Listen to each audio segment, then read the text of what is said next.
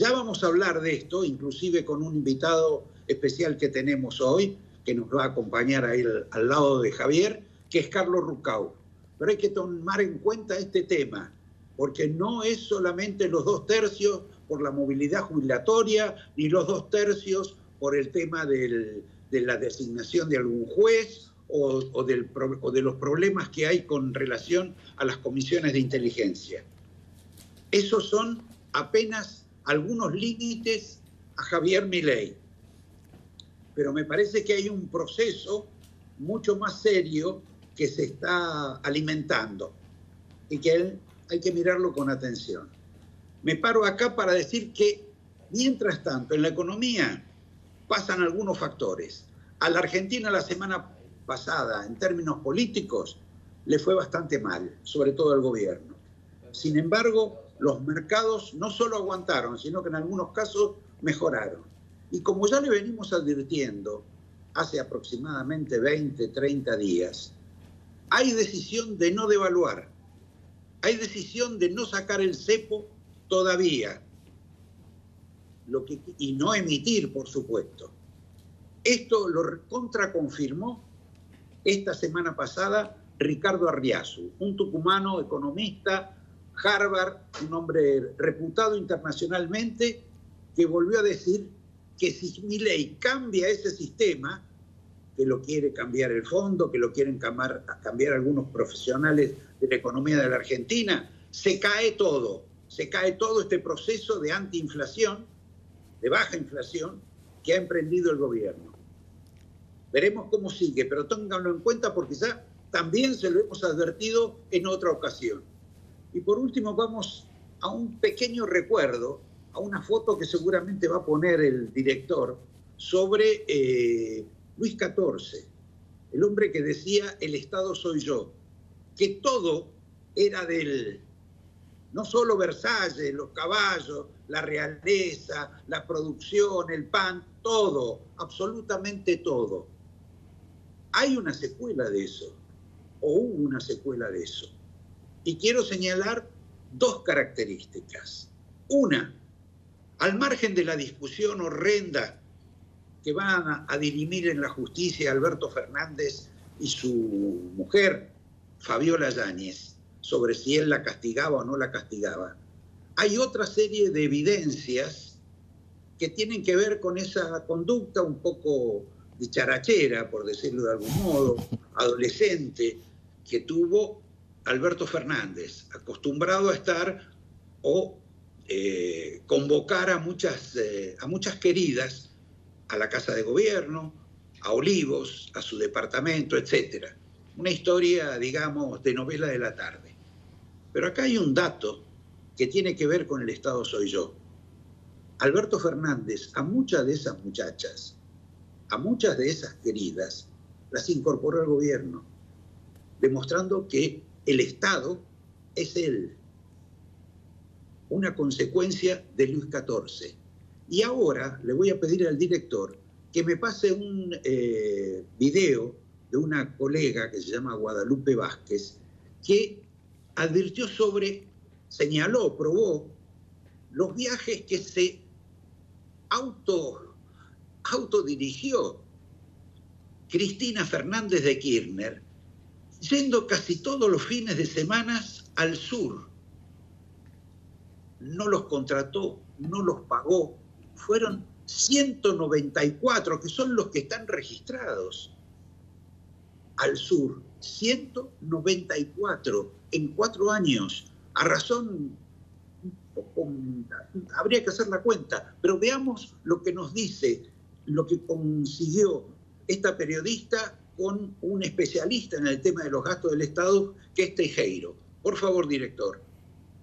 Contaba esta investigación que estuvimos realizando con Federico Teijeiro, que salió hoy en La Nación. Nunca se hizo una investigación tan exhaustiva como esta, en donde dimos cuenta de que por lo menos los que pudimos comprobar son 194 vuelos durante la gestión de Alberto Fernández. O sea, a razón de casi más de un vuelo por semana. Cuando te diga el precio, no lo vas a poder creer, porque la verdad es obsceno el uso y abuso de los aviones presidenciales que hizo Cristina Kirchner. Esta es una manifestación clara, precisa, de que el Estado para Cristina era de ella. Es como Luis XIV, como lo fue Las Queridas, que contrató para el Estado Alberto Fernández. Quisiera saber ahora si Cristina no se puede pagar, que sí se puede pagar, sus viajes al sur. ¿Por qué decidió que a ella le correspondía viajar por aviones de la Fuerza Aérea, de YPF, que no se los cobraban? Un misterio o un abuso, un nuevo abuso sobre esa frase de Luis XIV. El Estado soy yo. Cuando están arriba, creen que todo es de ellos. A ver, Javier, vamos a tu avión. Sí. ¿Qué está pasando ahí? ¿Con qué estás? ¿Con la guerra de Milei? Mira, yo te quería agregar algo de los 2 tercios que vos bien señalabas sobre esta especie de advertencia que le propinó el Congreso de la Nación a Javier Milei, pero también por otro dato es importante, porque con los 2 tercios pueden insistir sobre el veto que Javier Milei va a hacer sobre esta situación de la movilidad jubilatoria o el aumento jubilatorio. De consolidarse estos 2 tercios, no solo funciona como advertencia, sino que tampoco podría funcionar el veto que ya anunció Javier Milei. Tal vez en ese marco se inscriban las frases de Mauricio Macri avalando el veto de Milei después que sus propios legisladores votaran en contra, y ahora también un comunicado del PRO, del que es el presidente en el día de hoy, diciendo que avalaba el veto de Javier Milei a este aumento salarial a los jubilados. Ahora, de cualquier modo, este es un plano de los 2 tercios. Claro. Es un plano sobre la cuestión de los jubilados, por ejemplo, que además posiblemente hasta puede terminar en la Corte Suprema. Pero sí, lo que creo que ha sentado un antecedente no es solo de que puede en el futuro gobernar el Congreso o imponerle condiciones o límites al presidente, sino que también el Congreso lo puede tirar por la ventana al presidente. Y me parece que hay mucha gente que tiene esa intención. Sí, claro, y sí, y un dato, los 2 tercios de esta semana que se juntaron para los fondos de la CIDE y demás, no se juntaron para algo que es, no se pudieron juntar los 2 tercios para rechazar la condena a Fernando Espinosa, el intendente de La Matanza. O sea, para algunas cosas hubo 2 tercios, para otras cosas no hubo 2 tercios, por eso no parecieron hacer una masa homogénea todavía. No, no lo es, pero si tenés una gran dificultad económica, estás en una situación crítica por alguna situación, creo que hay que tomar en cuenta esa poderosa arma que tienen los legisladores, que en algunos casos hemos visto esta semana dan mucho que desear. Sin duda.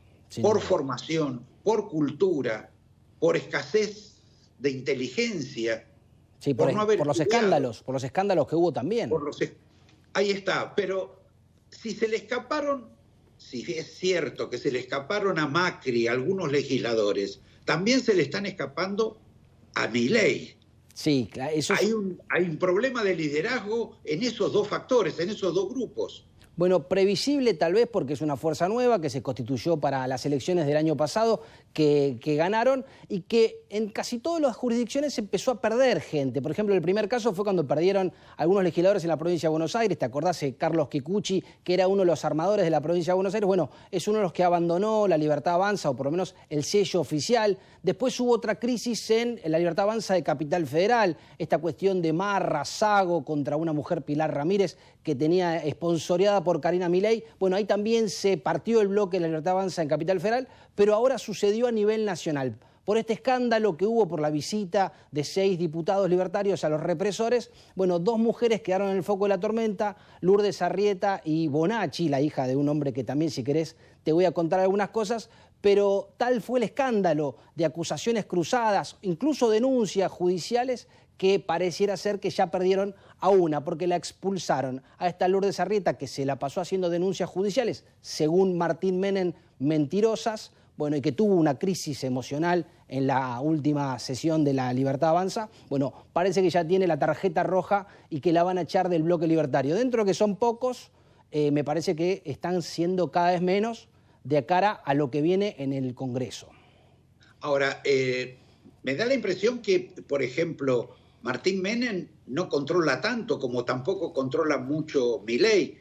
como tampoco me parece que controla mucho el gran malo de esta nueva situación, el hombre que se perfila como el gran monje negro del gobierno, que es Santiago Caputo, porque en última instancia acá se equivocó Francos, le votaron en contra algunos gobernadores que no le deberían votar en contra, que están en la puerta de la casa pidiéndole limosna y sin embargo ahora lo atacaron.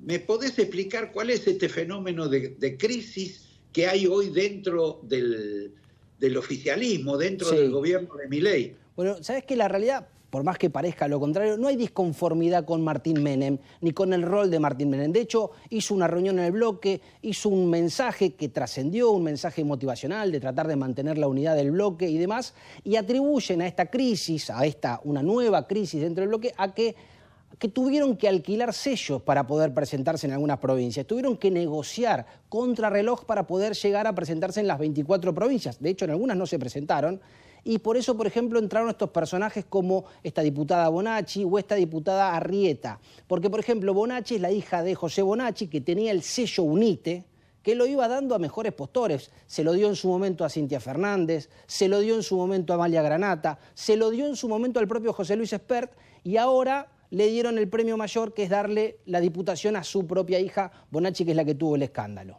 Ahora, Javier, es cierto que a los sellos se los alquila, pero también se los contrata, también se los seduce, se los endulza. ¿Qué es lo que está pasando con Milei, que no consigue mantener la zanahoria para esta gente que se le va del gobierno? Porque hay mucha gente del grupo de Macri que quiere estar con el gobierno. Hay mucha gente del radicalismo que se quiere pasar con el gobierno. Y sin embargo el gobierno no puede contener a los propios. Bueno, es un fenómeno que está ocurriendo en casi toda la política, porque no te olvides que Unión por la Patria también perdió legisladores, La Libertad Avanza también está perdiendo. El PRO y el radicalismo, por ejemplo, comparten una situación, aunque parezca extraño. Macri y Lustó comparten algo, que es sus propios legisladores votan en contra de sus deseos, o por lo menos eso es lo que dicen, porque Lustó votó de determinada forma contra el gobierno en otras iniciativas y los radicales votaron distinto al conductor del radicalismo, que es Martín Lustó. Y lo mismo pareció suceder esta semana con Mauricio Macri, donde él dice que está en contra de iniciativas que votaron sus propios legisladores. Bueno, el más conocido es el caso de Luis Juez, que inclusive se le ha parado de manos ahora otra vez a Macri. Pero ¿por qué no cortamos un poquito esto y decimos, por ejemplo, quién es el invitado de esta noche? ¿A quién tenés en el avión sentado de copiloto? Hoy tenemos acá invitado el lujo de tener a Carlos Rucauf. Bueno, algo más que el lujo, porque en este momento hay una situación de mucha tensión en Medio Oriente, especialmente en Israel por los ataques de Hezbollah. Están en una noche expectante, preocupante, donde se han dado órdenes, me parece, de no salir de las casas y estar cerca de los refugios. ¿Es así? Sí, efectivamente. Después de los ataques de Hezbollah de la madrugada del día de hoy, se espera en la madrugada de mañana, que pronto llega a Israel, porque tienen 5 horas y media más que nosotros, un nuevo ataque de Hezbollah. Hezbollah atacó con unos 300 artificios voladores de diversas características, pero le decía a Javier antes de empezar que es muy importante saber que una de las más grandes estructuras misilísticas de Medio Oriente la tiene Hezbollah. 120.000 misiles tiene Hezbollah según las inteligencias occidentales y los propios israelíes. Está pudiendo tirar pocas porque la Fuerza Aérea de Israel ha alcanzado 40 lanzaderas en la madrugada de ayer también. Pero efectivamente, como vos decís, está muy en alerta Israel, esperan otra madrugada difícil y todos miran hacia el otro lado, hacia otro país que es Irán, porque Hezbollah ataca porque Irán le dice que ataque, y la gran pregunta es, ¿Irán se va a quedar quieto? Bueno, Irán también es un gran productor de drones, ¿no? Quizá el mayor productor del mundo de drones, según dicen. Sí, pero... y algunos, los más conocidos como drones suicidas, se fabrican en el continente americano, en Venezuela, en 2 fábricas en Maracaibo, fabrica Irán junto a la dictadura, narcodictadura de Maduro y Cabello, y ese es uno de los problemas centrales por los cuales, aunque se quiera ir, a Maduro le va a costar irse. Bien, Carlos, después volvemos sobre este tema y volvemos a una entrevista mucho más exclusiva con vos. Y quiero seguir con Javier con dos temas. Mañana tenemos, Javier, la presencia en el campo, en los tribunales, del intendente de Olivos, el amigo del amigo de Alberto Fernández, el responsable, el empresario de los seguros. Exacto. Va a tener que decir, ¿qué va a decir este hombre? Mira, no se sabe, lo que sí se sabe que está muy comprometido porque era el intendente de Olivos y ya hay algunos testimonios que dicen que él presenció y vio algunas escenas de violencia de parte de Alberto Fernández. Mañana declara como testigo. Los testigos tienen el juramento de decir la verdad y pueden ser perseguidos por la justicia si se comprueba que mienten. Y además este hombre tiene una doble complicación, porque vos lo mencionabas recién, la causa de los seguros. No solo es testigo en la causa de la violencia física, sino sobre Fabiola Yáñez, sino que cuando allanaron determinadas propiedades de Martínez Sosa, encontraron que este hombre estaba viviendo en una propiedad de Martínez Sosa. El temor que tiene el grupo de Alberto Fernández y de Martínez Sosa es que el juez cambie la calificación y los investigue por asociación ilícita. Ahí también podría caer este hombre como un eslabón de esta asociación ilícita que hacía tráfico de influencias con las relaciones y los seguros del Estado. También va a ser clave, no sé, no tengo la fecha, la presencia del médico presidencial. Exacto, Saavedra. Del doctor Saavedra. 5 de septiembre. Ahí hay un juramento hipocrático. 5 de septiembre va... Y fíjate Está también, Saavedra. exacto, Saavedra va a declarar ahora en estos próximamente, y fíjate cómo lo armaron en la justicia las declaraciones para que primero declarara María Cantero y después un montón de gente que dijera las cosas que constan para que después los que tienen esta intervención, como el intendente o el médico, tengan menos posibilidad de no acordarse o de faltar a la verdad. Bien, hablando de tribunales, vamos a hacer un repaso mínimo sobre lo que ocurrió con la posibilidad de que el juez Lijo pase o pueda subir a la Corte Suprema después del examen que le tomaron la semana pasada. Sobre todo porque entre mañana y el martes, se supone, va a haber un dictamen y muchos presumen que ese dictamen va a ser favorable. ¿Cómo es? ¿Cómo lo ves vos que conocés algo del mundo tribunalicio? Mira, del lado del juez Lijo quedaron muy conformes con lo que fue la entrevista, examen que le tomaron el día miércoles. Primero porque se especulaba con una carnicería donde iba a haber muchos senadores con cuchillo y tenedor. Bueno, parece ser que salió muy bien parado. Todas esas cosas que se hablaban, que se denunciaban y demás, bueno, por lo menos nadie las utilizó demasiado y parece dentro de un clima muy ameno y bastante agradable, salvo por algunas intervenciones poco felices de algunos senadores, pero en general salió firme en casi todas las respuestas. Lijo, lo que le dejó bien parado para obtener este dictamen favorable que lo deja de cara a la nominación general, que vaya al cuerpo general del Congreso para que tenga estos benditos 2/3 para ser electo. Y hoy también tenemos esta semana la presencia de García Mansilla, que contrariamente... Sí, perdón. Sí. A vos en esta especie de interrogatorio, de examen que le hicieron al Lijo los senadores, ¿no percibiste que los senadores tenían como menos información de lo que había aparecido en los diarios antes? Sí. Que los senadores, no sé, me parece que estudiaron todos en la escuela nocturna y aprobaron con 4, porque daban lástima a algunos, inclusive no solo preguntando sonceras, sino una falta de información y de conocimiento notable. Y en algunas personas uno tenía cierta confianza, pero lo único que lo vio, porque son mediáticos, el caso, por ejemplo, de la señora Lozada. Sí. ¿Te impresionó, digamos, el nivel poco... Sí, el bajo nivel. Exacto. Sí, porque aparte tenían la intención de ir a complicar la nominación del Lijo. Tanto la senadora Lozada como el senador Poltroni habían manifestado que iban a ser casi adalides de esta lucha contra el Lijo. Y la verdad que Lozada cuestionó que no sea una mujer, con lo cual no había una cuestión personal hacia el Lijo, sobre las cuestiones que se hablaban de la candidatura del Lijo. Y, por ejemplo, Poltroni habló de la inhabilidad moral por llamarse doctor, cuando a todos los abogados en Argentina se los llama doctores por usos y costumbres. Realmente que esas sean las observaciones de los personajes que enarbolaban la bandera anti-Lijo, pareció como sabor a poco. Y escúchame, ahora el miércoles va Manuel García Mansilla, que tiene, digamos, algún currículum en términos académicos un poco más nutrido que el que tenía el hijo, porque el hijo lo que tenía era una gran experiencia de Comodoro Pi, del ejercicio judicial. Pero ¿cómo le va a ir a García Mansilla? Porque me parece que estamos a punto de presenciar una masacre. Claro, contrariamente a lo que se especulaba antes, pareciera ser que va a ser más complicada el examen de García Mansilla que el del hijo, y por dos razones. Primero, porque García Mansilla escribió sus puntos de vista. El hijo hizo sentencias, de las cuales algunas no se podía pronunciar porque estaban en actividad todavía.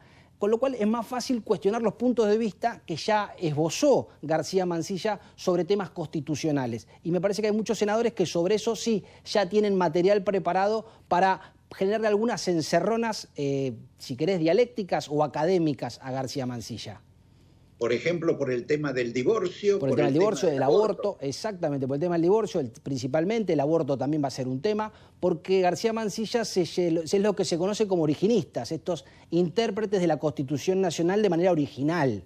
Y me parece que sobre esa situación puede llegar a haber intercambios mucho más interesantes que los que ocurrió con Lijo, pero tal vez más insatisfactorios para García Mansilla.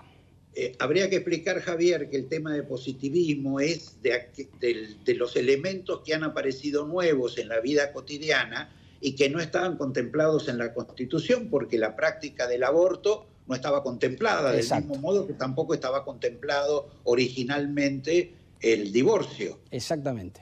Por eso, más que estar en contra, lo que este hombre hace es decir, no, yo sobre este tema no me expido porque no está dentro del texto de la ley. Exacto, interpretan la Constitución como fue contemplada en sus orígenes. Muy bien, doctor, muchas gracias. Ahora pasemos a algo que me interesa, que tiene que ver con el gran tropiezo que tuvo esta semana, a pesar de que comieron, de que se juntaron, de que se abrazan y que se prometen, entre Macri y el compañero Milei. A partir de un dato, todo el mundo le endilga responsabilidad y culpa a Santiago Caputo de tener una campaña contra Macri y que la campaña es matar políticamente a Macri. Pero todo el mundo parece olvidarse también de otra persona que está muy cerca de Patricia Bullrich, que naturalmente piensa igual que Santiago Caputo, aunque ahora no sale por televisión como lo hacía antes todos los días, que se llama Derek Hampton y que es socio de Santiago Caputo, pero que en la campaña presidencial estaba con Patricia y no estaba con Caputo, porque estaban de la misma empresa, pero con dos candidatos distintos. Supongo que el director nos va a colocar la foto de Derek Hampton y pensar y averiguar si me parece que el autor intelectual de este criterio a favor de destruir a Macri ya venía en la campaña, en las huestes de Patricia Bullrich, y ahora lo retomó el propio Milei, por más que él lo recibe a Macri en Olivos. ¿Es así? Sí, aparte tenés, por ejemplo, el tuit de Patricia Bullrich, porque bien vos decís que Patricia Bullrich no está teniendo participaciones mediáticas, no está dando reportajes y demás, pero sí se expresó a través de su red social y dijo, está mal mandar a los senadores a votar a favor de un proyecto fiscalmente irresponsable y después públicamente salir a decir que estás en contra. Por supuesto, con nombre y apellido señalando la postura o la actitud que tuvo Mauricio Macri. Esto es no solo matarlo políticamente, sino señalar absolutamente cada uno de sus errores. Ahora, también Macri tuvo un pronunciamiento sobre Patricia. Sí. Y un pronunciamiento grave, porque Patricia fue presidente del PRO hasta hace 4 o 5 meses. Claro, cuando fue, como candidata a presidenta de Juntos por el Cambio, era la presidenta del PRO. Exacto. Ahora, resulta que entonces Milei asume una batalla contra Macri que no estaba en sus cálculos y que la que está verdaderamente enfrentada con Macri y Macri con ella es Patricia Bullrich. Bueno, eso pareciera ser también una parte de la interna del PRO o de lo que queda del PRO. Lo cierto es que del lado de Milei te dicen, a nosotros nos están atacando porque nos votan en contra de los fondos reservados de la CIDE, sabiendo, como dijo Guillermo Francos, dijo, Mauricio Macri, me sorprende lo de Mauricio Macri votándonos en contra, sabiendo la importancia y los problemas que él tuvo cuando le tocó gestionar la AFI en ese momento. Exacto, porque lo responsabilizan de haber perseguido a la gente, como Exacto. perseguía la gente de Cristina Fernández de Kirchner cuando administró el gobierno. Claro, y demostrando que tenía un presupuesto mucho más alto que el que incluso estaban reclamando ellos. Exactamente. Ahora, todo esto verdaderamente es una gran confusión, pero para explicarle a la audiencia medianamente qué es lo que quiere Macri de Milei, porque ellos dos van a tener una confrontación en el 2027, porque Macri quiere volver a presentarse como candidato presidencial en el 2027. Y el compañero Milei, como nos va a mostrar el director en este momento, también ha tenido una apreciación directa sobre ese propósito. Y si lo tiene el director, le pediría que por favor me pase ese video en el cual Milei habla de Lustó, pero paralelamente agrega su sueño, su voluntad, el albur de volver a ser candidato presidencial y mantenerse en el cargo. Pero dicho sea de paso, que si me pasa algo es responsabilidad de ellos. Sobre todo, digamos, cuando armaron la bicameral poniendo a un kirchnerista de closet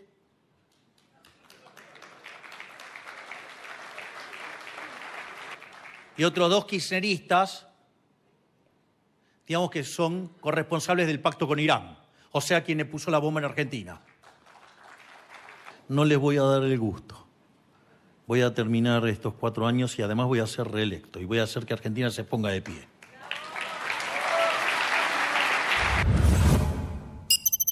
Al margen de las interpretaciones que uno puede hacer sobre estas ambiciones personales de Macri, Lustó, Milei, hay algo, Javier, del gobierno, y después también me gustaría hablarlo con Carlos Rucauf, que tiene que ver con el mensaje de Milei, porque Milei le habla a veces al Fondo Monetario Internacional, le habla a los fondos que pueden venir o no a invertir a la Argentina, le habla a los mercados, les explica las condiciones económicas, seguramente con mucha técnica, con mucho conocimiento científico sobre la profesión,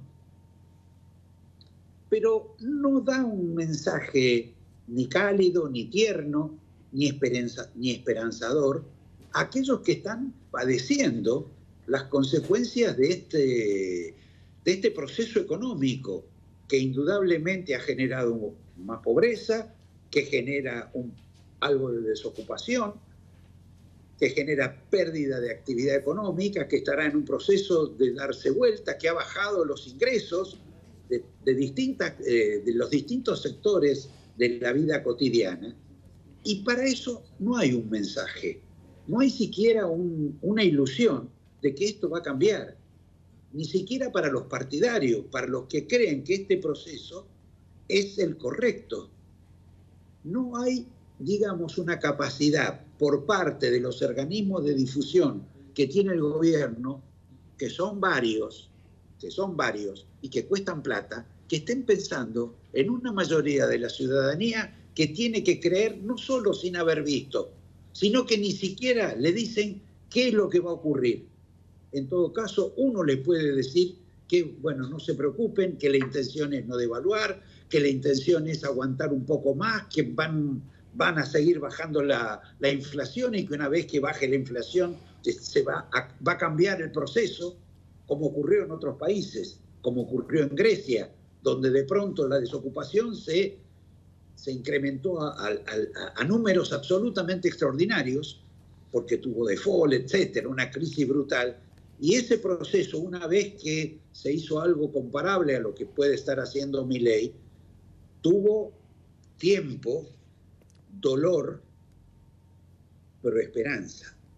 Y me parece que en ese plano, una esperanza más suave, más apacible y más traducida al lenguaje normal de la vida cotidiana de los argentinos, está faltando.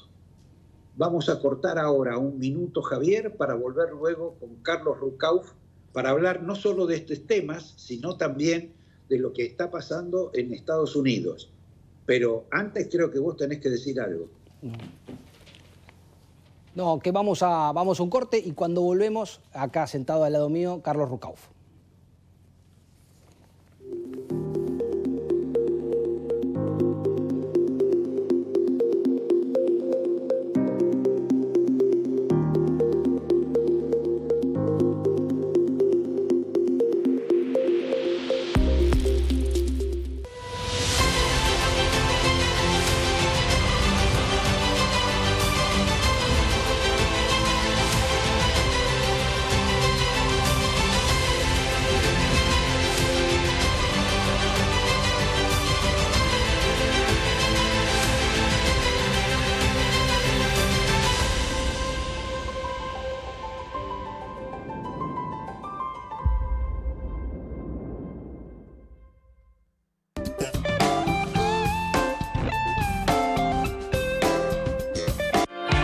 Infinia es tecnología y calidad internacional top tier, recomendada por las principales automotrices. Con Infinia, tu motor interno anda mejor. Grupo Petersen, desde 1920, construyendo el país.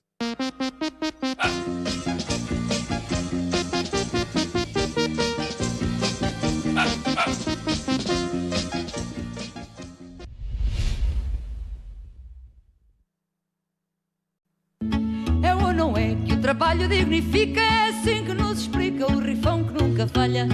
É ou não é que diz tu toda a verdade, é que só por dignidade no mundo ninguém trabalha.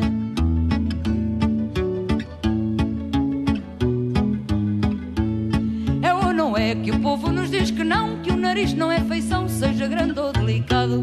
No meio da cara tem por força que se ver, mesmo a quem o não meter aonde não é chamado. Digam lá se é assim ou não é. Digam lá se é sim ou não é. Ai, não, não é. Pois é. Hola. Bueno, aquí estamos con Carlos Rucauf. ¿Qué decís, Carlos? ¿Cómo estás? ¿Qué tal, Roberto? Bien, muy bien. Acá estamos atendidos por tu hijo, como siempre. ¿Ah, sí? Escúchame, antes de pasar a los grandes capítulos internacionales, ¿cómo es esto que todas las historias estas románticas, por decirlo de algún modo, políticas, problemas de conducta que tiene Alberto Fernández, todo el mundo decía que sabían hasta cuando iba a tomar helado con distintas chicas a Fredo? Bueno, pero es que mientras el tipo lo que hacía era aventuras amorosas, no causaba el impacto que significa saber que le pegaba a su mujer, saber que la agredía psicológicamente, porque a esta altura ya hay testimonios muy claros de esto, porque María Cantero ratificó lo de las fotos, porque Alicia Barrios también habló de torturas psicológicas, y como bien dijiste vos, mañana es una fecha clave porque va a testificar con obligación de decir verdad, porque va como testigo, no como imputado, un hombre clave que no solamente manejaba la quinta presidencial de Olivos, sino que había dado instrucciones de cambiar las cámaras de vigilancia para que no enfocaran la zona donde transitaba el presidente y su exmujer, y además donde fue sorprendido viviendo en la casa del personaje más complicado en la historia de los seguros. En un allanamiento por el tema de los seguros encontraron que quien vivía en esa casa era el administrador de la quinta presidencial de Olivos, chofer y hombre de todo servicio del presidente Alberto Fernández. Así que va a ser muy importante esto, porque él no va a estar en condiciones de poder negar la realidad que vio, porque si niega la realidad que vio estaría cometiendo un delito, y entonces estaría mucho más complicado. Así que vamos a estar todos muy atentos mañana a eso. ¿Qué tipo de final va a tener esto? Digo, en cuestiones tribunalicias. Va a terminar en juicios por mucho dinero. Yo ya dije en un artículo que ayer publiqué en Infobae que lo importante es que se metan entre ellos, que ella no quiera cobrarnos a los argentinos una indemnización, porque acá se habla del Estado, el Estado somos todos los que pagamos impuestos, porque no es un tema tan internalizado por los argentinos, por eso hay que repetirlo.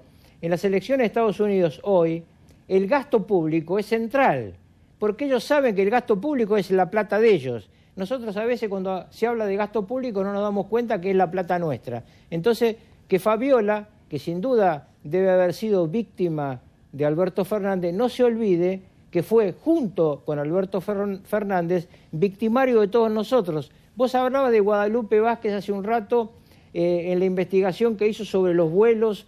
Exacto. Bueno, yo en el artículo que publiqué ayer en Infobae, con información que me proporcionó Guadalupe Vázquez, pude contar, por ejemplo, que la señora Fabiola estuvo 3 días en Roma sola, sin su acompañante, sin el presidente, y estuvo con el Papa solas. Nunca pudo contar. Uno cuando ve los videos que estamos viendo, evidentemente ella se estaba preparando para un día demandar a su marido. Me parece bien, el marido era golpeador, que lo demande, pero el juicio por daños y perjuicios contra el marido, no contra los argentinos. Escúchame, y el rol de Cristina en esto que dice que no tuvo nada que ver con el gobierno de Alberto Fernández, pero disfrutaba justamente de los vuelos gratis. Cristina tiene un problema grave en la elección de los hombres. Generalmente le gustan los que tienen apellido francés, ¿no? Boudou, Lustó, Moro. Y bueno, se quedó, un día se agarró con un español y le fue peor que con el resto. ¿Qué va a ser? El peor presidente de la historia argentina nos lo puso ella. No se puede sacar el dogal del cuello. Bueno, le damos lugar a Javier para que pregunte. Ahora, Carlos, yo te quería preguntar si me puedes explicar esta semana, qué pasó esta semana en el Parlamento, porque los que todos creíamos que estaban con Milei, por ejemplo, Villarroel, Poltroni, el propio Mauricio Macri, parece que esta semana le jugaron todos en contra. Primero, yo quisiera hablar de un número clave, 66. Sí, loco. 66 son los diputados nacionales que el gobierno tiene que tener para frenar no solamente la posibilidad de que el Parlamento legisle en lugar del Poder Ejecutivo, sí, que sería una anomalía constitucional, pero que se podría dar, sino lo que planteó tu padre, lo que planteó Roberto, de la posibilidad de empezar un camino de juicio político. Claro. Porque el camino del juicio político, es importante explicar, empieza en la Cámara de Diputados. Si vos tenés 66 manos de yeso que defienden al gobierno, eso nunca puede empezar. Y es muy importante para la estabilidad no solamente institucional, económica de la Argentina. Pero ese temor no lo tiene el gobierno desde el principio, porque te acordás toda la disputa que hubo por la presidencia de esa comisión, en el caso de Marcela Pagano, que se disputó. ¿No es una desconfianza sobre este tipo de iniciativas de la oposición? Sí, no es una desconfianza en vano. Yo hace 2 meses, creo, en el programa de Fantino, alerté sobre un planteo que hizo el presidente del bloque de senadores de Unión por la Patria, que es el hombre de Ifrán en el Senado, y que planteó el juicio político. Sí. Entonces, es una posibilidad que nunca hay que permitir que se meta en la memoria del conjunto de los argentinos, porque, insisto, es un riesgo económico, no solamente político. Ustedes piensen que cada vez que hay una conmoción económica, los mercados, los famosos mercados, se preocupan por la Argentina. Argentina, para poder tomar crédito, necesita bajar el riesgo país. Argentina, para que la gente viva mejor, necesita que la inflación llegue al 1,5% mensual. ¿Esto es posible? Sí. Esto puede ser posible a partir de octubre, cuando baje el impuesto país y haya una serie de acciones coadyuvantes para bajar la inflación. ¿Tiene que mantenerse el superávit fiscal? Sí. ¿Porque lo dice Milei? No. Claro. Porque es la lógica. Y a los kirchneristas que siempre me critican cuando digo esto, busquen el discurso inaugural de Néstor Kirchner. Por favor, moléstense, sí, muchachos, en leer alguna vez. Néstor Kirchner, el discurso inaugural, no se debe gastar más de lo que entra, no se debe emitir en forma exagerada porque produce inflación que perjudica a los que menos tienen. Si quieren defender a los que menos tienen en serio y no a sus curros, lo que hay que hacer es lograr que la inflación siga bajando. Sí, te van a decir que Néstor no era kirchnerista. Te van a decir que Néstor no era kirchnerista. Bueno, es que vos sabés que en cierta forma es cierto. Es decir, los sucesores de Néstor Kirchner, sobre todo los ministros de Economía de Cristina Fernández de Kirchner, llevaron a la Argentina a esta situación de postración. La mitad de los argentinos bajo la línea de pobreza tiene mucho que ver con otra cosa que decía Kirchner y que tampoco le hicieron caso, que eran los superávit gemelos. es muy importante entender que este proceso económico en el que estamos metidos, cuando empezó en forma similar en la época de Menem, a nosotros ya en este momento teníamos otra hiper. Claro. Entonces, no haber encontrado otra vez la piedra de la hiper, estar bajando la inflación fuertemente, va a subir el salario de todos los trabajadores de convenio, porque todos los convenios están con más del 3% mensual de ajuste, y si estamos en el 1,5 o 2% a partir de octubre, eso significa mejora. Carlos, ¿y qué es lo que pasa entre Macri y Milei? Macri y Milei están obligados a caminar juntos, porque tienen el mismo electorado. Y yo estoy convencido que van a llegar a acuerdos en materia parlamentaria, pero no necesariamente acuerdos para las elecciones parlamentarias del año que viene, salvo en algunos distritos.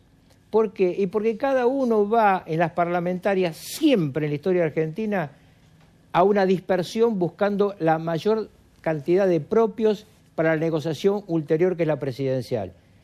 Yo creo que Milei y Macri se llevan personalmente mucho mejor de lo que se dice. No ocurre lo mismo con muchos operadores políticos, porque unos y otros empiezan a mirar ya el año que viene. Por eso yo vengo diciendo que a medida que nos acerquemos al 2025, el Parlamento va a ser cada vez más difícil para el presidente y sus equipos. Ahora, para Macri es vital la capital federal el año próximo, en las elecciones. Pero para Milei también. ¿Vos crees que van a ir juntos ahí? Tendrían que hacerlo, pero no estoy seguro, yo no hablo con ellos como para saberlo. Macri primero no puede transferir sus votos, no lo ha podido hacer nunca, así que si quiere ganar la capital va a tener que ir él de candidato a senador. Y tiene el riesgo de que el presidente, si no hay un acuerdo, le ponga a Patricia Bullrich de candidato a senador. Pero bueno, falta mucho, y en el medio de este transcurrir hacia las elecciones del año que viene, la Argentina tiene muchas amenazas en un mundo muy complicado, Roberto, porque además de los problemas que tenemos nosotros, la situación económica mundial está cada vez más grave. El conflicto en Medio Oriente del que hablábamos al comienzo implica aumento del precio del crudo. Si Irán entrara al conflicto entre Hezbollah e Israel, tendríamos un problema en el lugar donde pasa el 30% del petróleo crudo y el 25% del gas licuado del mundo. Tenemos la otra guerra, la guerra de Ucrania, muy complicada, y una elección en Estados Unidos donde nadie sabe quién va a ganar. Y esto también crea en los mercados mucha inquietud. Por eso uno ve estos movimientos, como el movimiento de ese lunes negro de la bolsa de Tokio y todas las consecuencias, y piensa, bueno, sería bueno que no miremos solo la aldea, que miremos el mundo en el que estamos, un mundo donde hay dos superpotencias, China y Estados Unidos, en una guerra fría del siglo XXI. Ahora, Carlos, después volvemos a lo nacional, que me parece que a Javier se le quedó algo colgado. La realidad es que China ha tenido muchos problemas y digamos que no está en un proceso de crecimiento. Y Estados Unidos, gane Kamala Harris o gane Trump, lo más probable es que el dólar padezca una devaluación.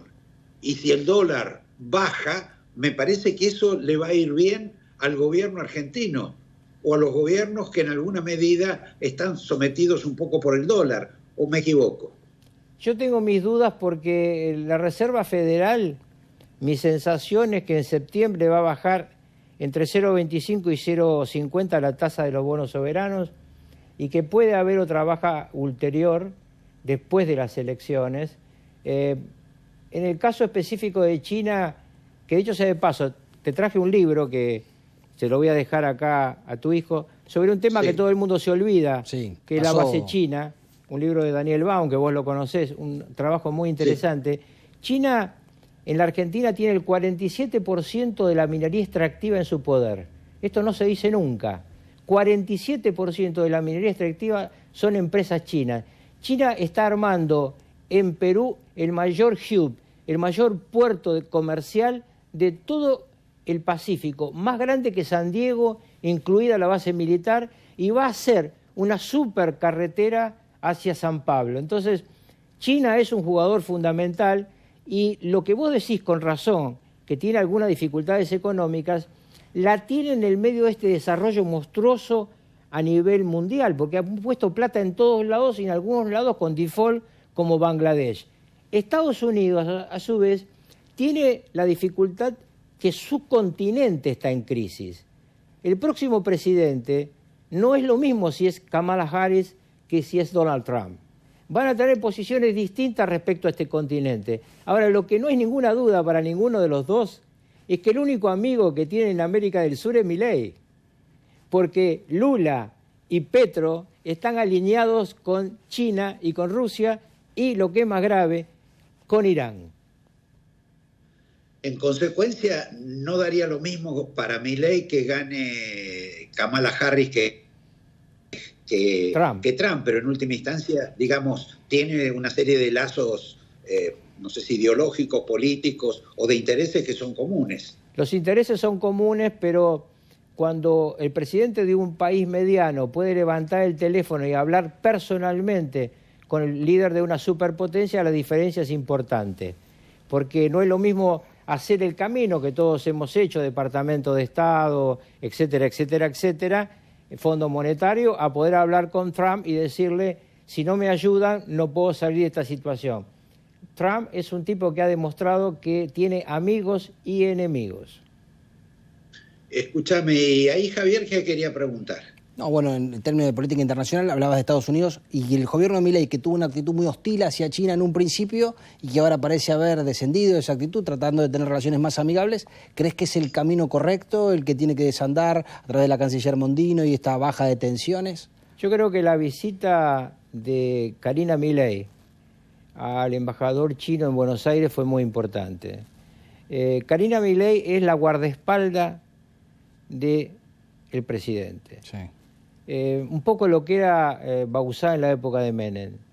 Y yo estoy convencido, y lo digo siempre, todo el tiempo que Milei sea presidente, 1 o 2 mandatos, al lado de él va a estar esta mujer que además se está ocupando de algo clave en lo que decíamos hace un rato. Está armando por primera vez un partido. Sí, claro. La Libertad Avanza, como vos dijiste, exacto, llegó por retazos de otras fuerzas políticas. Exacto. Milei no conocía a la mayoría de los diputados hasta el momento que juraron. Sin duda. Entonces, esta es una anomalía política y esta anomalía política la está intentando hacer con un partido nuevo. En ese medio, ese partido nuevo, obviamente, el líder del otro partido, del mismo espacio electoral, que es Macri, y sus hombres se sienten preocupados. Pero cuando yo escucho hablar del tema de los entornos, siempre me acuerdo de lo que decía Carlos Menem. Los entornos soy yo. Claro, claro. Y a veces se utilizan los entornos para pegarle a la figura. No sé si para pegarle, pero en todo caso para que cada uno haga un juego de acumulación distinto. No es lo mismo la acumulación en materia parlamentaria que la acumulación en materia de partidos políticos. Y las discrepancias naturales, yo digo siempre, si hay 2 personas que piensan igual, una no piensa. Claro. Y en ese plano, ¿cómo lo ubicás a este hombre Santiago Caputo, que hoy parece uno de los vértices del triángulo del poder? Ese es el poder que le ha dado el presidente. Y yo creo que es muy importante analizar lo que es la estructura presidencial de la Argentina. Los presidentes toman decisiones todo el tiempo y este presidente es un presidente economista y en consecuencia tiene el 90% del tiempo metido en eso. Otros temas los delega en sus equipos.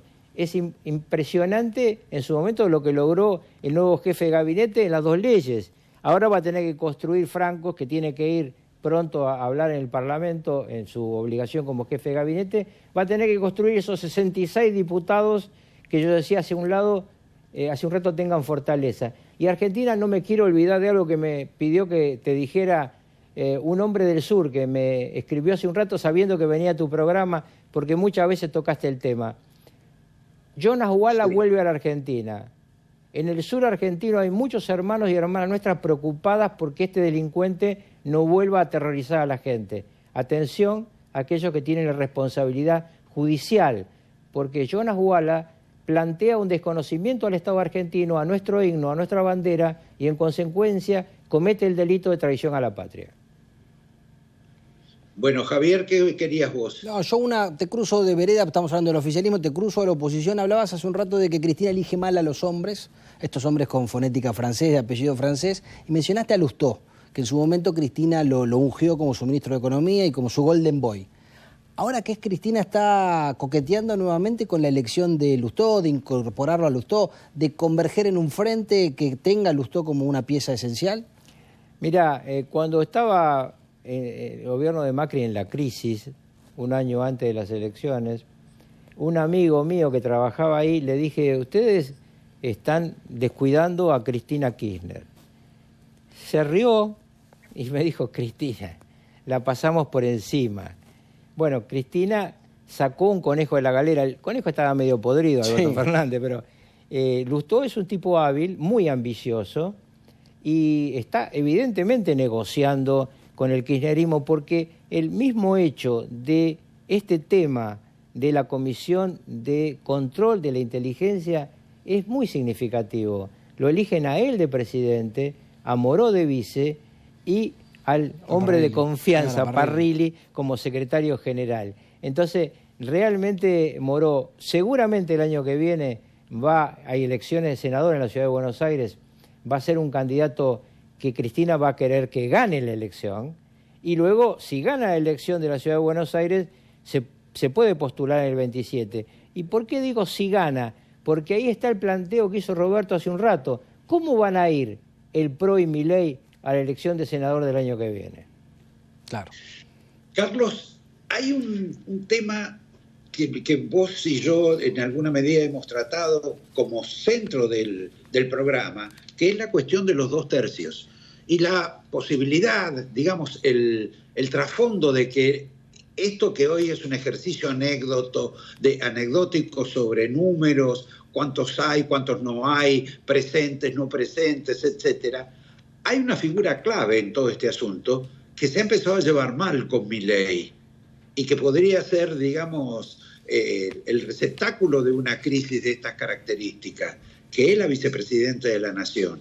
¿Vos cómo ves hoy el rol ese? ¿Ves todo tan unido? ¿Lo ves algo despegado? ¿Cómo ves que está evolucionando este tema de Victoria Villarroel? En una crisis como la que vos planteás, es imposible despegar presidente y vice. Cerrando. Es decir, si hubiera una crisis como la que vos planteaste, la posibilidad de un juicio político, Victoria Villarroel es vista por el conjunto de los ciudadanos como el mismo proyecto. Puede tener ella ambiciones, naturalmente las tiene, podría ser más discreta en plantearlas también. Yo te digo, lo dije hace un rato, Roberto, de 1938 a 2007 el único vicepresidente, fueron 70 años, que terminó su mandato fui yo. Entonces la relación entre presidente y vice en la Argentina no han sido muy pacíficas nunca, ¿no? Pero en todo caso, un conflicto no se dirime porque haya una diferencia entre el presidente y la vice. Un conflicto se dirime en la Argentina por la economía. El gobierno de Milei va a ser juzgado no por ninguna de las cosas que se hablan todos los días, sino por cómo le va con la inflación y el empleo. Nosotros llegamos con Carlos Menem a la reelección de Carlos, cuando yo fui vicepresidente, con el 2% de inflación anual y el 14% de desocupación. Y ganamos con el 50% de los votos. Entonces, el tema central de la Argentina, Milei lo tiene claro y trabaja sobre eso, es la inflación. Y si logra bajar la inflación, se va a asentar mucho en el gobierno. Pregunta final, no, se la voy a reservar a Javier después. Pero, ¿por qué no se consiguen dólares hoy para el gobierno de Milei si en alguna medida Milei está tratando de, digamos, de ajustar no solo el presupuesto, el déficit, está teniendo superávit, está bajando la inflación, está planteando un esquema económico absolutamente aceptable para lo que son organismos, no digo internacionales porque el fondo tiene alguna discrepancia, pero para lo que podría ser alguien que le preste plata a la Argentina? Porque Argentina es un defaultador serial. Y tanto en materia de que te presten plata como haya inversiones, los inversores y los que prestan plata quieren saber si esta vez vamos en serio. Esto es así, Roberto, no hay vuelta de hoja. Yo hablo con mucha gente de Houston, me dicen qué buenas las ideas de Milei, pero en serio, ¿ellos van a poder mantener esto o el día de mañana van a querer sacarnos las inversiones? Petronas, ¿sabés por qué viene? Porque hace 20 años que está esperando entrar para hacer gas licuado en la Argentina, porque tenemos una reserva monstruosa de gas licuado y Petronas sabe que tenemos 20 años más para precio de gas alto. Por eso viene a la Argentina, pero no cualquiera va a venir hasta que la política demuestre que es capaz de poner primero la patria y el pueblo por encima de los intereses circunstanciales. Carlos, te agradezco, y a vos, Javier, te dejo para la última pregunta y la posibilidad del aterrizaje final.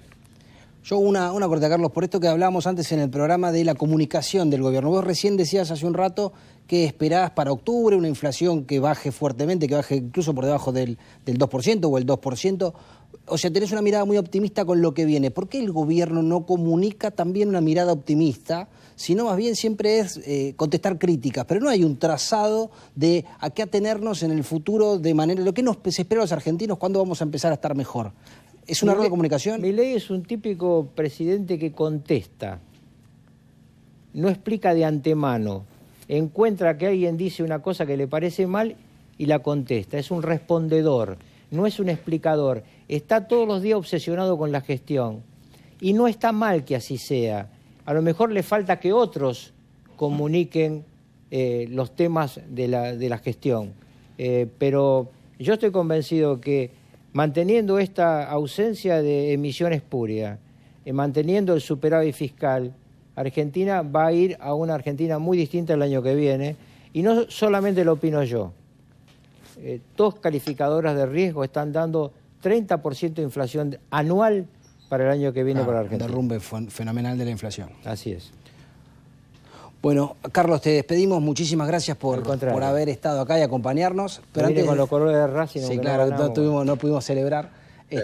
Antes de irnos, una recomendación, porque todo lo que tu pyme necesita, Más Pyme de Superviel te lo da. Alta 100% online con préstamo acreditado en 72 horas. Atención por videollamada y soluciones digitales en cobros y pagos. Superviel, más human, más banking, más pyme. Chao.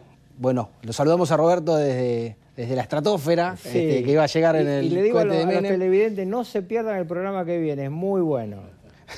Gracias. Un abrazo y hasta el domingo. Chao. Chao, muchas gracias. Hay algo que nos querés decir, ¿no? Que te gustaría saber ya cuánto le prestamos a tu pyme. Hacerlo 100% digital y tenerlo aprobado en 72 horas. Yo sé. Bueno, con Más Pyme de Superviel lo tenés. Superviel, más human, más banking, más pyme. Hola. Hola, sí. ¿Se encuentra Héctor? Sí, ¿de parte de quién? Lionel Scaloni. ¡Calul! Hola. Te estuvimos siguiendo y tu compromiso con el grupo es espectacular. Héctor, Argentina te necesita. Hola. Yo sabía que podía encontrarte hasta ahora. Tu dedicación es clave para la formación de los pibes. ¿Contamos con vos? Esto es 1 a 1, Pablo. Hay que convocarlos a todos. Pensá en macro.